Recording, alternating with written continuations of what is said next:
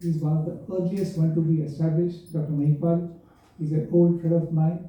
We have traveled together in the years gone by when FACO had to be, popularized all over the country. We would be the co-faculty doing it. And today when I associate with him, in fact, I started practice in Panvel in the year 81. You can imagine 81, Panvel was a very small town.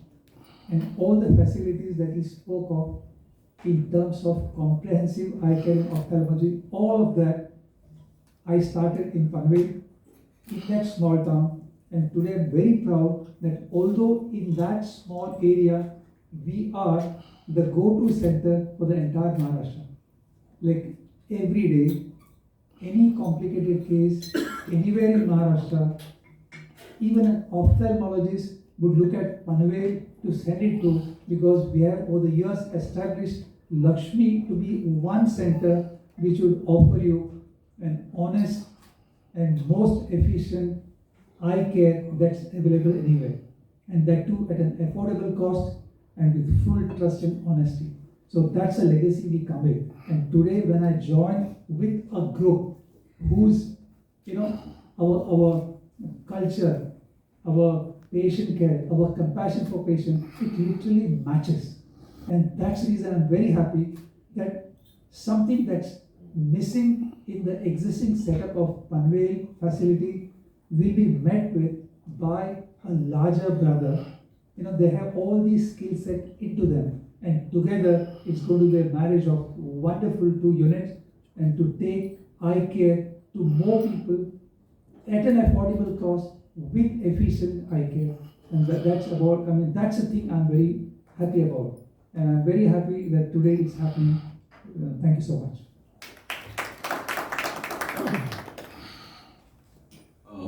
We are open for any clarifications, questions. Yeah.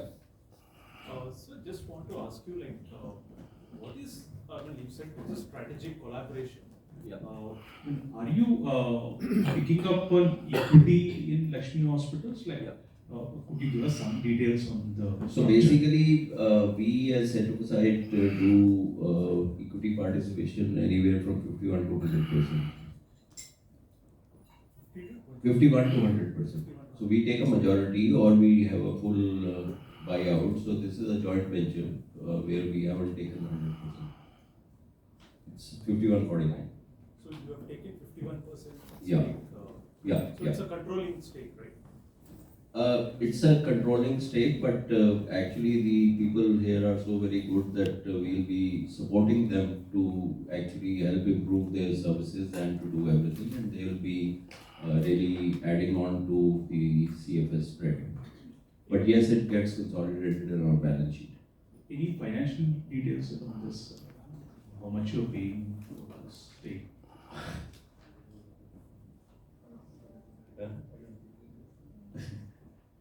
Okay, I'll just give you something that over the last 1 year, we have spent about 250 crores for the acquisition, various acquisitions that we have done.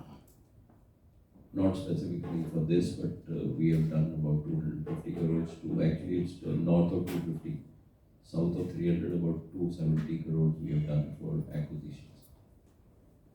And so, how will this, this collaboration with Laxmi, what kind of expansion it will have in terms of volumes, and how are you planning to leverage this? So the leveraging essentially is that it brings in liquidity for Laxmi for them to put up the new facility, and also we have earmarked districts like Raigad, etc., and Thane, etc., and entire Navi Mumbai. So wherever new centers have to be put up by, it will be through this JV. So therefore, because they have the local strength of the doctors, and as Dr. Suhas mentioned, our DNA's match as regards patient centricity and the service that is provided, and giving good, honest clinical advice to the patient, and being the leaders in technology in that particular area. So it helps us grow faster into areas where we may not be that well known. this strategic collaboration, is it confined to the Mumbai, I mean the greater Mumbai tech journey, or is it will be a vehicle for expanding into other districts? No, so there is a earmarked area where we are looking with to collaborate and expand with Laxmi. But then there are others in the pipeline that in this area, maybe in South Bombay, etc., that we are talking to people. There have been significant number of collaborations in Mumbai. Mumbai always leads from the first front.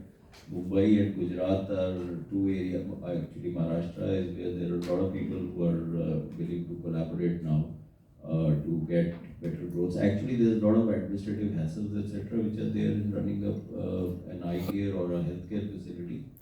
So obviously, it's difficult for localized private practitioners or players to have all the infrastructure together. So this can be co-shared, and therefore it helps. You can see there is a lot of consolidation happening in healthcare in general. And now following healthcare is also eye care. So eye care, there is a lot of consolidation that is happening. Sir, eye donor department facility in this hospital. Yeah. They have Buddha. We have established our bank, one of the oldest in the entire New Bombay and Raigad. And for several years, we've been doing keratoplasties and eye donation awareness. In fact, our eye donation awareness is a unique feature. What we do is we train doctors, the family doctors from smaller and smaller towns who are interested in this. They're brought, they're trained. So what happens is, if there's a death in a small village, that family doctor will go collect the eye, bring it, and that is how, keratoplasty movement we take to another level. How many need of eye donors in Maharashtra? There's always a need, because the demand and supply, they never not normally meet. And that's the reason we have a list of people waiting to have their keratoplasties done. The reason is, we'll have lots of these eye donations that we create, but very often those corneas are not good enough for transplant, and most of them get rejected. Sir, since you are the pioneers and leaders in refractive surgery, I'd like to know what is the success rate of such surgery? I think success, the practice surgery is really going great guns. One thing is sure that the overall complication rates, which can lead to some visual deterioration of an individual, would be less than 2 to 3 per 10,000 eyes. That's like a 0.002%. So basically, we have to be alive to the fact that we are working on normal eyes, apart from the fact that the person is wearing glasses.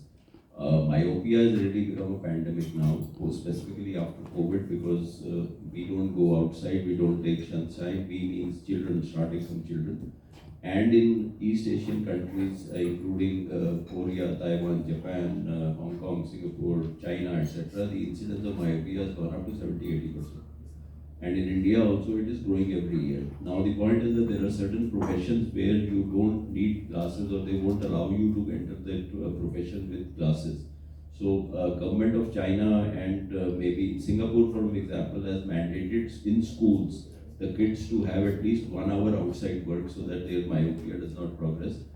And in China, etc., ICL is one kind of surgery. They have kind of allowed it from a governmental level, because people going to army, going to forces, etc., they don't take them with glasses, Air Force, etc.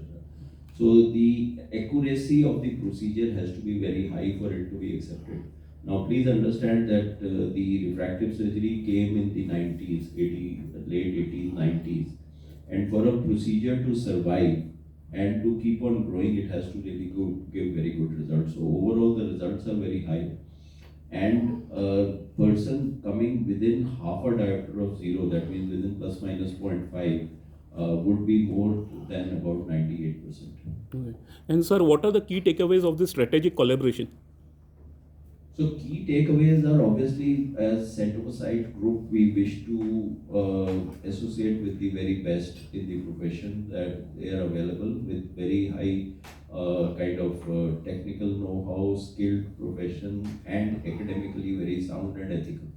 So the obvious is that as a group, we can combine and help improve the services. If there is some cross-leveraging, cross-training, cross-academics, cross-research that has to be done, and helping in the admin and in the management and in the development of the patient education, etc. That everything can be done, and it gives a confidence measure, like any brand that is associated, that if a person can be in Delhi, or if a person, so the people are moving around a lot, so they have a trusted brand to actually go and get their eyes treated. And wherever there are new colonizations happening, for example, if we started in Delhi NCR, if we go to Noida or we go to Gurgaon, etc., if we go there as a brand, and where there aren't Pushtani doctors, in the sense आप चांदी चौक चले जाएं, दरियागंज चले जाएं, they'll be, मतलब दादाजी went to somebody, Madhav वगैरह, so they actually trust brands. So the listening of the brand has to be national. That is what it is. Like in the healthcare, Apollo is there, or Max is there, or Otis is there, etc. So that is what we are as regards this strategic collaboration. Thank you. Sir, can you elaborate on this whole myopia thing? Is there an age bracket where children are getting more, and what is your experience in how many, last how many years this has problem has substantially gone up, or what, and percentage probably? I think he will put in. So myopia has definitely increased since the COVID time because of increased indoor activities. The predisposing factors are if the parents already wear glasses, if the child is spending a lot of time indoors, and if there's a lot of near work. So over the generations, you would have seen that your parents' generations and grandparents' generations did a lot of outdoor work, and they did not have so much requirement for reading, use of mobiles, use of computers, and did not spend so much time indoors. So in one generation, all these factors have come up. So the number of children who have started developing myopia, which is basically minus power of the eye, that has shot up exponentially. And this is the sort of a little dangerous trend, which is why, as Dr. Mahipal sir was trying to say, that we have to sort of counteract this trend by both patient awareness and education.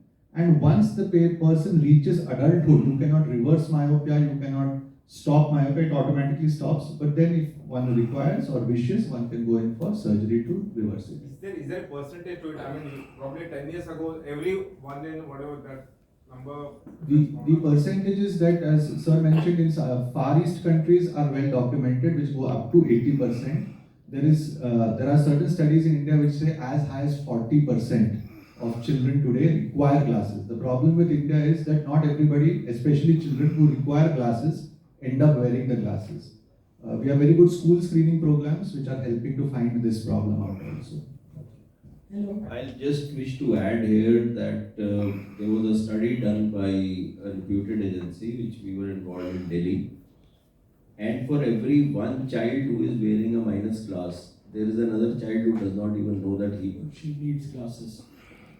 So that is the lack of data that we have in India, and this was out of well-educated, good schools in Delhi.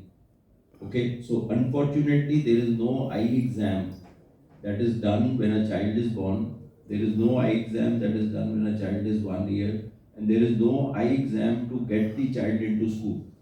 If these are put as mandates, and you do these school, every child has to get it done every year, the myopia will be caught earlier and the progression can be retarded or arrested. So that is something very important, that there is lack of awareness for people.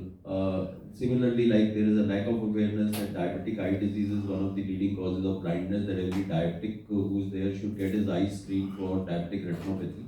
So similarly, myopia needs to be screened and looked into. But the percentage, as if that is your question, it is increasing by at least 2-3-4% every year. And as he said, the figures would be closer to 35 to 40%. There is some hereditary factors which are there specifically in the East Asian countries. India has a slightly lower percentage of penetration for myopia, but the eyes are basically made for distance vision. जब हम सारा देर ये phone और computer पे लगे रहते हैं, so that is actually something which is myopogenic. That means it helps induce more myopia because it puts strains on the muscle of the eye and that causes myopia. Hello. People in rural and remote areas find it difficult to get the right eye service. So, are you accessible over there in those areas? So I think in this you run. The situation is like this. We have the specialists in most of the town levels, but then India is full of villages. There are several of them. The only way you can cater to them, it's impossible for them to come to you where you are. So we have to reach out to them. And that's the reason through Laxmi, we have an extensive network for the last 25 years into practically every small village. Like when I'm talking to you now, right now, there could be one screening camp happening in some village, which is done by Laxmi Charitable Trust. We have an established charitable trust. So what it does is, we have several vision centers in smaller places. And that's where they are manned all throughout the week. And the patient nearby the villagers can come and get checked. And if they need any specialized services, we have bus service. Our buses go pick them, bring them to the hospital, get them checked, and then send them back. So to that extent, we try to cater to people who cannot be reached. So the number of surgeries that India is doing is phenomenally because of the outreach services. And Ayushman Bharat is one big thing that has happened, wherein we get, though it's a small amount, but we get about 7 to 10,000, I think, for doing a surgery, including the implant. And the patients are actually got from the places we have to, we do the surgery, they are put up there for a day, and they are also given, and then they go back. So that is something that we across the group are doing, and they are also doing there. And like in Guwahati, Bhubaneswar, etc., our number of surgeries that are done under Ayushman are more than the from the city. Sir, in your presentation, you have mentioned that 55% of all eye care surgeries are cataract. Yes. What is that ratio for Center for Sight?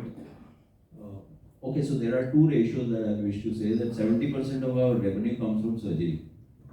That is one big ratio. That means we are surgical centers. We are not OPD centers, etc. And from a cataract perspective, we do about, out of the 1 lakh surgeries that we are likely to do this year, we will be doing about 37 or 40,000 surgeries. So it's lower. So it's about 37% of our surgeries are cataract surgeries as compared to 55%. And how much is retail now? Like a lot of the chains are focusing on retail, the pharmacy. Retail is about, we are sub 20% as regards pharmacy and optical, and half and half. So basically it's about 8-9% each of the revenue. So you mentioned that in the last 12 months you have spent about 270 crore on M&A. Yeah. What is the plan going forward, sir? Like, will this expansion be through inorganic? Or It will be both, and we have still a war chest of this capital which is there. So that money is there, plus we are EBITDA positive right from day one. So we are looking at an EBITDA of close to about 150 this year. So that keeps coming in, and we are very low on debt. So we still can leverage debt.